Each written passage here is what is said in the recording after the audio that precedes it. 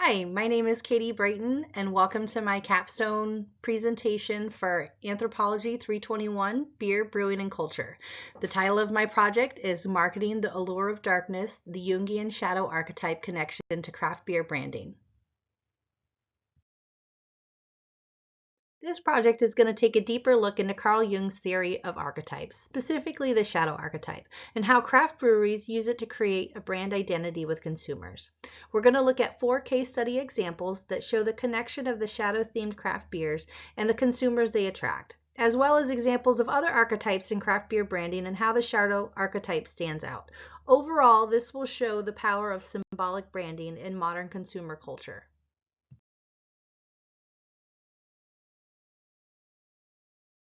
The craft beer movement has been a crucial part in the beer industry, and it's taken consumers away from the corporate beer industry titans and opened their minds to the self-expressive, community-driven world of microbreweries. Craft beer branding is more than just a catchy slogan or flashy colors. It's about creating a narrative that holds emotional significance and helps consumers find their own identity in the beer produced.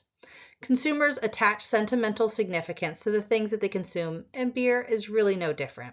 But it's in these symbolic meanings that a connection can be made with deeper psychological ideas.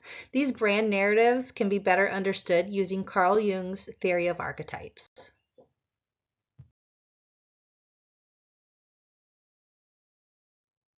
Carl Jung was a psychiatrist and psychologist who founded analytical psychology. In 1969, he created his theory of archetypes, which is the basis for recognizing universal character tropes rooted in the collective unconsciousness. In this, there are 12 core archetypes. They're a really important concept in the world of modern marketing because people seek connection in the brands that they purchase. It helps create that sense of identity to draw them in. Here I have 3 examples that are easily recognizable, and they each align with a different archetype. Lego connects with the creator, encouraging imagination use. Johnson & Johnson connects to the caregiver, that connects through feelings of trust and nurturing, where Harley Davidson connects to the outlaw archetype with thoughts of rebellion or freedom. And these brands have become a path for consumers to tell stories about themselves through what they choose to consume. It's in these symbolic connections that make products stand out in highly competitive markets, and it really satisfies a very human need to connect and identify and find meaning in the things around us.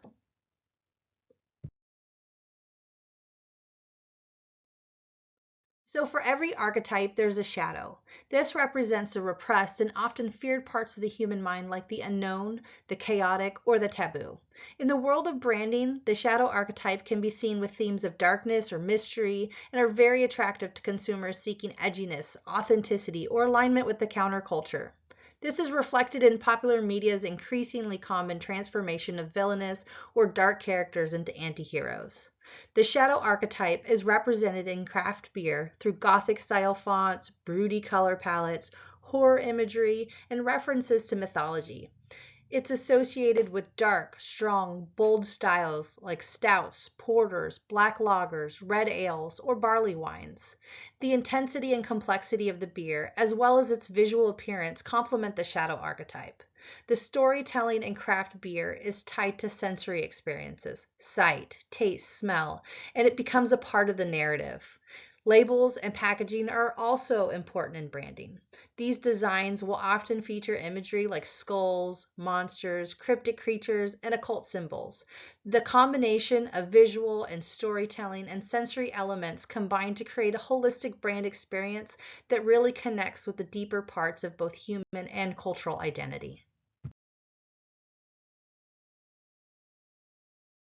Next, we're going to move on to 4 brief case studies that are going to look at the style of beer, what the brand subject is, and how it connects with the shadow archetype. The first is the Mephistopheles Stout by Avery Brewing Company in Boulder, Colorado. They named one of their most well-known imperial stouts after the demon characters from Goethe's Faust. The Mephistopheles Stout is described as pitch black and intensely rich with notes of dark chocolate, licorice, and burnt sugar. The choice in branding directly embodies the shadow archetype, characterizing temptation, darkness, and moral uncertainty. It has a prominent demon figure on the label, meaning to intimidate and intrigue consumers.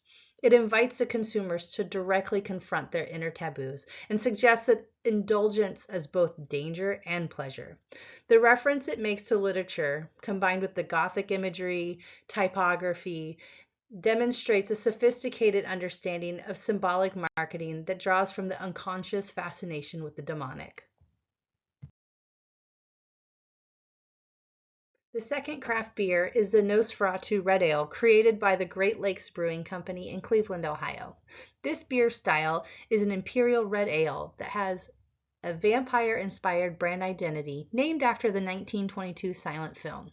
Both the label and website feature a vampiric figure against a blood-red background, reminiscent of imagery from the film. This beer is described to contain rich malt flavors with a bitter bite, and the beer itself is red, emulating the vampire theme further. This craft beer example connects to the shadow archetype through its horror imagery. Nosferatu, like the shadow archetype, represent repressed fear and taboo desire, and it highlights a psychological interest in horror as a space for safe transgression.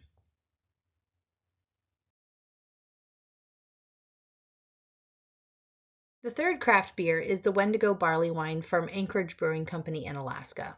It's named after a cannibalistic creature from the Algonquian folklore. This myth symbolizes a monstrous transformation, blurring that line between man and beast. The beer itself is described to be strong, syrupy, dark, and was barrel aged in bourbon or wine casks to add a complexity and intensity to the flavor. While this brewery no longer makes a brew, its imagery is still very captivating in its embodiment of the shadow archetype. The Wendigo myth is deeply rooted in shadow themes like taboo, hunger, and spiritual corruption, which parallels Jung's archetype in facing primitive and repressed self.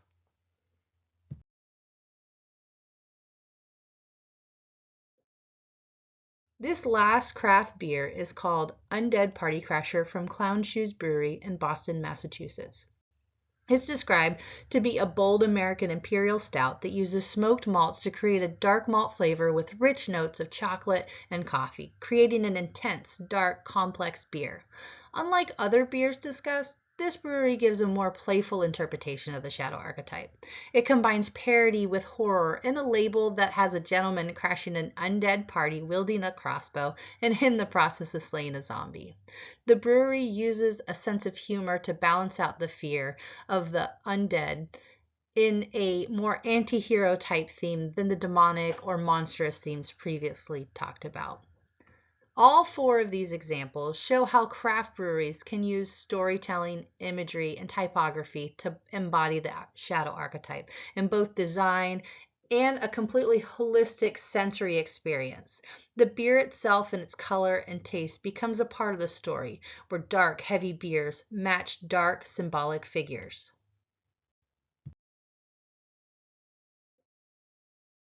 In the 1980s, craft beer started a radical transformation from practical and minimal branding to hyper-stylized, story-driven imagery. Early microbreweries highlighted localism and authenticity, often drawing on regional history or identity. However, the growth of the industry brought a need to differentiate these brands in markets that were getting oversaturated, and this led to more mythologically heavy and psychologically engaging market branding on labels. With this transformation, the shadow archetype grew at the taste of consumers. The rise of horror films, true crime podcasts, and the occult grew in popularity, especially within the late 2000s to 2010s. Craft beer branding reflects these trends with gothic and horror-inspired imagery.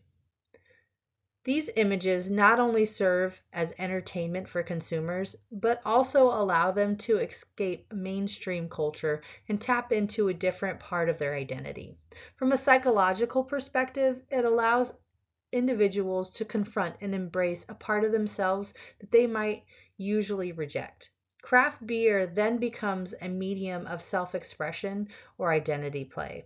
And by purchasing a beer, they can temporarily engage in taboo thoughts without crossing any true societal boundaries. The shadow archetype is far from the only popular and successful archetype in the world of craft beer branding. There's a large variety, and here are three examples.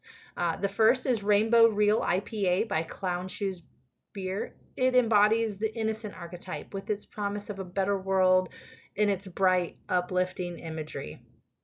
The whimsy in its branding is a dramatic contrast to the darkness that surrounds the shadow archetype. The second is 21st Amendment Brewery with its IPA called Brew Free or Die, and it embodies the hero archetype, both in name and its brand ethos, with its themes and freedom. The imagery depicts Abraham Lincoln breaking free of Mount Rushmore and embodies feelings of a more revolutionary spirit of independence. That's a direct representation of both the name of the beer and the brewery. And then last is Sit Ya Ass Down IPA by Against the Grain Brewery.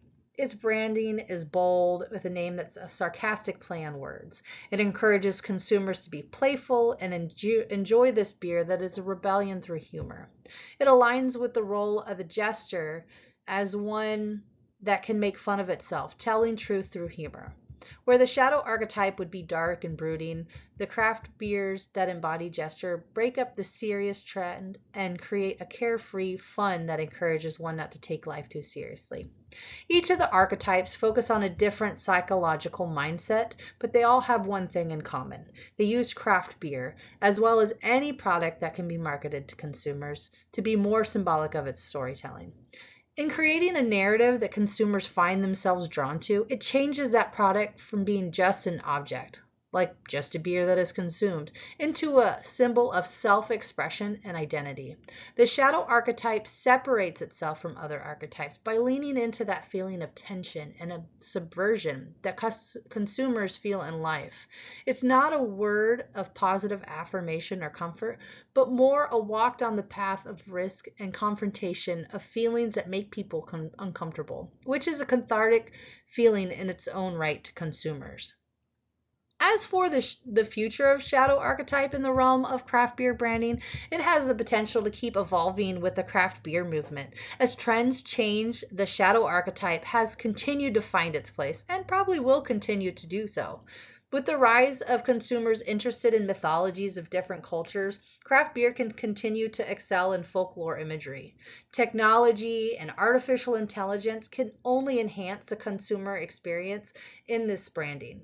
The use of AR labels, for example, can create an immersive experience and bring storyline to life, since cell phones are an integral part of so many consumers' lives. Keeping consumer interest is always an important part of branding, and letting technology assist in that goal is a great way to keep the evolution going. My biggest difficulty was balancing all the perspectives I really wanted to get into this project. There's a little bit from cultural anthropology, psychology, sociology, market brand theory, all little things that I wanted to have a voice in this paper, but make sure that beer was still the main topic. And so that was probably my biggest difficulty. The next one was making sure that I narrowed down the subject. This is a really huge subject, and you could make a really, really big paper on all the different archetypes and how all the market branding techniques with beer, but I really wanted to narrow it down into something that I feel is in my brain something that connects to beer. And beer as a vice really screams a shadow archetype for me, so that's why I chose that pathway. And then my other biggest problem, like I'm sure many other people, is not falling into that trap of procrastination. I really tried to work on it the whole way through and not save everything for the last bit, which can be, a problem. In conclusion, I want to thank everybody for listening to my presentation. I had a lot of fun doing this project. The research was really easy to just fall down into the rabbit hole of the craft beer world. I learned so much about craft beer. I've never really been a huge beer drinker, so this was like stepping into a whole new world, and I found it really fascinating. And then combining with the psychology of the market branding, which I surprisingly found really interesting. I never really put much thought into how market branding works and how it ties into the psychology of like archetypes. I've used archetypes in the past for I enjoy doing creative writing and creating characters. So to make this into a real world look into how markets essentially create these stories and narratives doing the same thing, I found really interesting. And then to tie it into craft beer was, I thought, really cool. And there's so many really cool breweries that have fascinating narratives and stories that they've come up with, and these imageries that just grab you. And it was so hard not to use all of them. I really had to narrow it down to just a few, or we would be here all day. So I wanted to take a few that I really enjoyed and use them throughout my slideshow. So I hope you enjoyed. Thank you again.